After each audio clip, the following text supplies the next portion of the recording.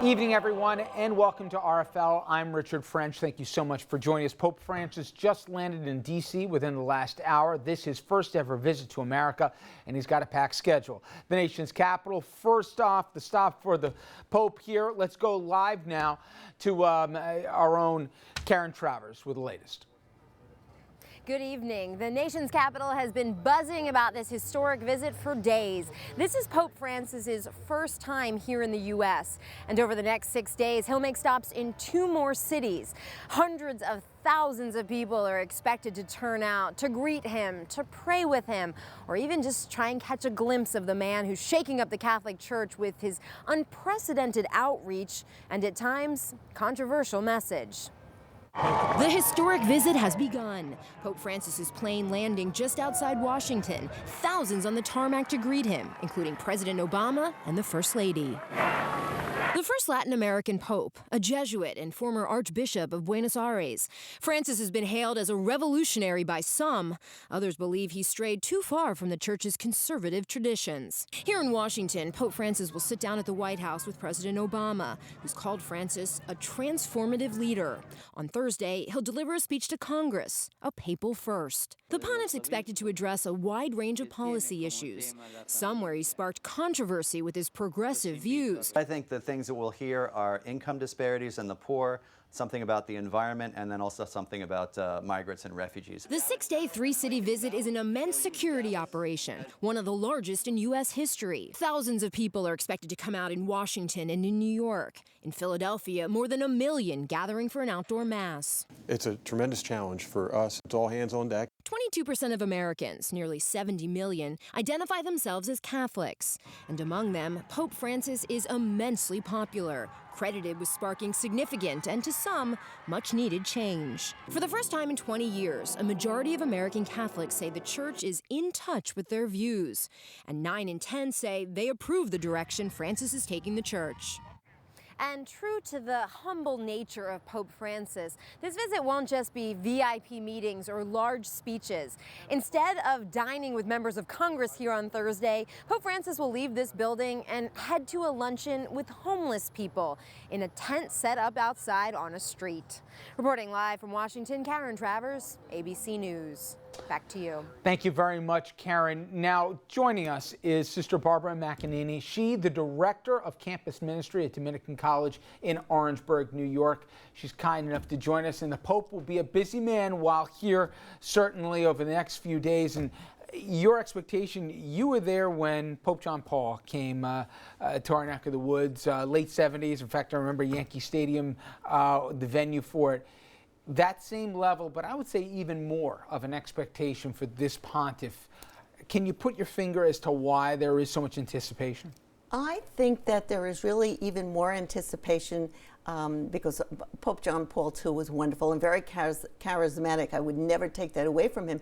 But I think this Pope, I don't know whether his call, within his call, is to live simply, to address poverty at every level, inclusion of people.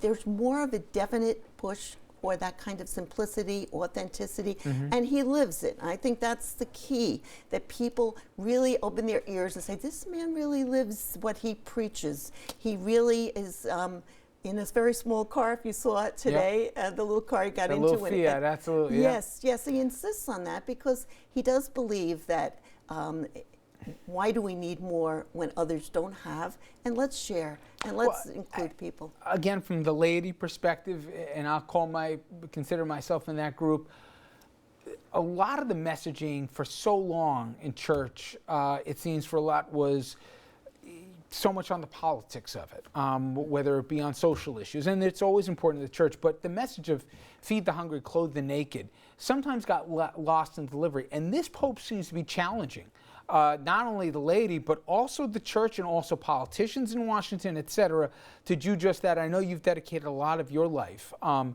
helping those less fortunate. Income inequality, et cetera. A lot of people haven't gone there in the past, and this Pope has. That's right. And I think he bases it on the very Gospel of Matthew. I think he really lives it, and he believes it. When I was hungry, you fed me. when I was thirsty, and you know the whole thing. When I was in prison, you visited me. He's going to visit a prison himself in Philadelphia.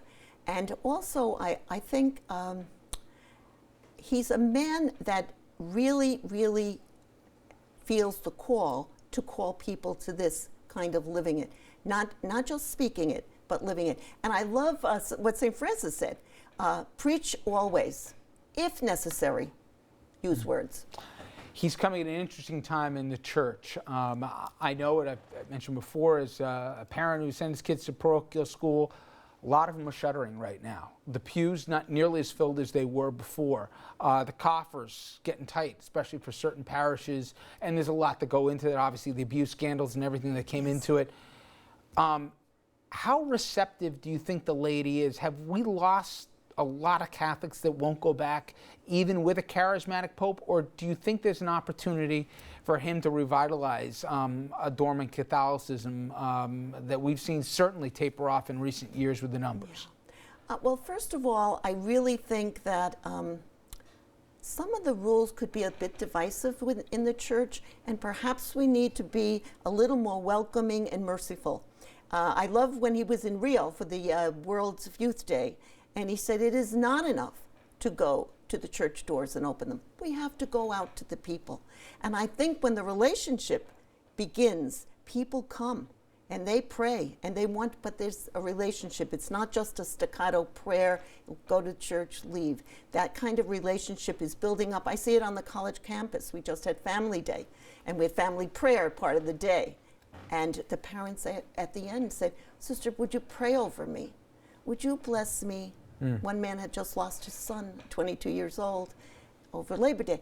These people had sensed during the day a relationship with the sisters and the faculty, and they open up, and then they really believe that God is present in this loving relationship.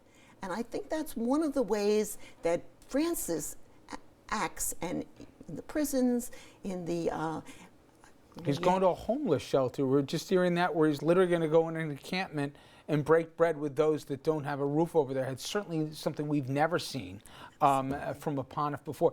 But there's an expectation for those who don't follow the church.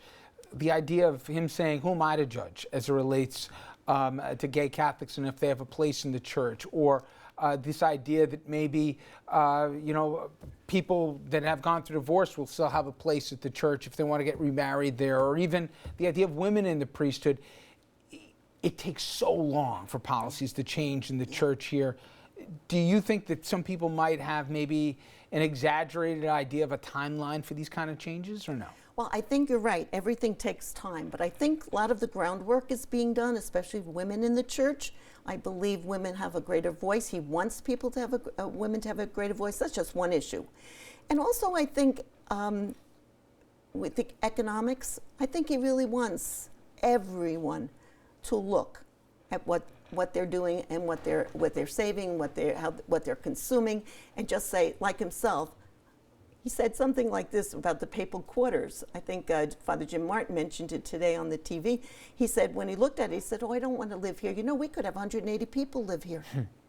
He embraces that fact that to live simply means more equitable distribution for others. And what I think is so great about him, he really lives it. Yeah. So people are perking up to say, "I like him." I have friends from every denomination and every creed, Jewish, Catholic, Christian, and they go, "We like this man.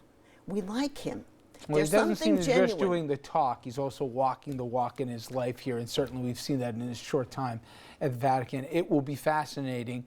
I know, like ourselves, you'll be watching as well, and I know a big contingent from the Dominican college is going to be going down as well. Yes, there'll be 40 from the college. They're so excited. And this is Founders Week at the college, and we're Dominicans, and so we're remembering St. Catherine of Siena, who was the great doctor of the church, who told Pope, "Go back to Rome and don't be in France." So she was a marvelous person. But her great saying that the kids have on their shirts, that I think is for everyone: if you are what you are meant to be, you will set the world on fire. I think he is Pope Francis what he is meant to be, and he is setting the world on fire.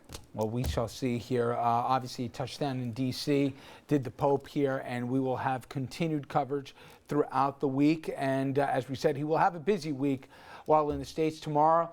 The Pontiff has several events in Washington, including a White House visit, parade. FiOS 1 News will bring it all to you live as it happens. And Thursday, he starts the day in the nation's capital, then heading up to New York in the afternoon, early evening, just in time, in fact, for RFL. He'll conduct evening prayers at St. Patrick's Cathedral, and we will bring that to you live on RNN and FiOS 1. And on Friday, he will be addressing the UN. He'll also tour New York City, including Central Park and Ground Zero, and also he'll be wrapping up with a Mass at Madison Square Garden, that during the 6 o'clock hour. And of course, he'll make his way down to Philadelphia after that. All right, up next, we will take a look at papal politics. Right in the middle of a heated campaign season, the Pope, well, he will be speaking before Congress and talking about issues like global warming and immigration, let alone income inequality. It will make for an interesting subject matter in an interesting time. Sister, thank you so much. I appreciate it.